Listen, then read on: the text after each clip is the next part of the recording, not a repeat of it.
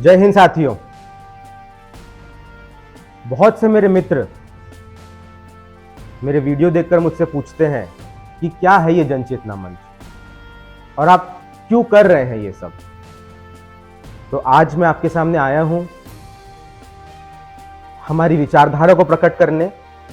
कि जनचेतना मंच क्या है और हम इस देश के युवा मिलकर इस जनचेतना मंच को कहां ले जाना चाहते हैं और रास्ते में राष्ट्र धर्म के, देश हित के जो कार्य है वो करते जाते हैं, अपने दिलो दिमाग और जहन में देशभक्ति की भावना लेकर।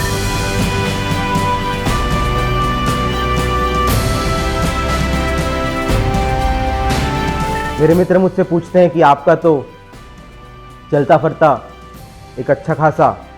स्टार्टअप है यहाँ बेंगलोर में, फिर आपको क्या पड़ी है सिवनी जाकर वहाँ पर ये सब काम करने की, जनचेतना मंच शुरू करने की। तो दोस्तों, जब मैं अपने क्षेत्र सिवनी गोंदिया के क्षेत्र में जाता था तब मुझे एक अलग भारत दिखता था। एक तरफ तो मैं बेंगलोर में अपना स्टार्टअप चला रहा था, तो एक तो था वो बेंगलोर का भारत, वो चमक धमक का भारत।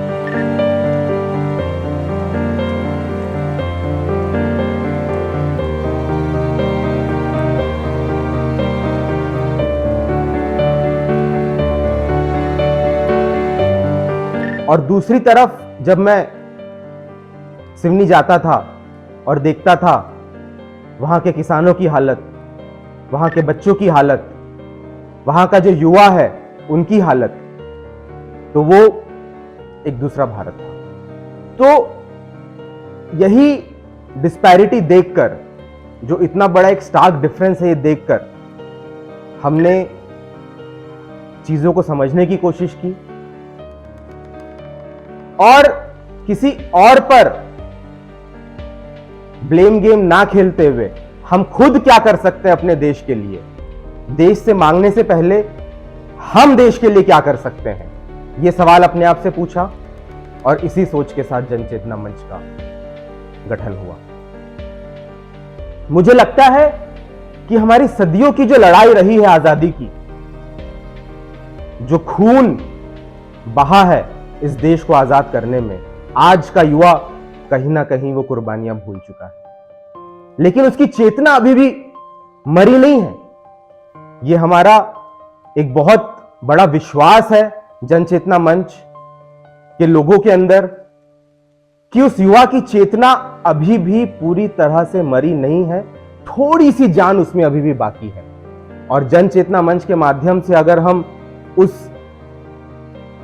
मूर्छित चेतना को कहीं जागृत कर पाए, उसमें इस देशभक्ति की भावना को हम वापस ला पाए, उसे अपने देश को आजाद करने में जो सैकड़ों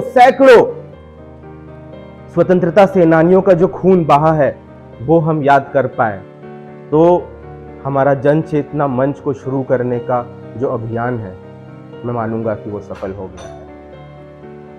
तो यही कारण था कि हमने जनचेतना मंच की शुरुआत की और जनचेतना मंच के और भी अन्य मुद्दों पर मैं आपसे चर्चा करता रहूंगा। जय हिंद।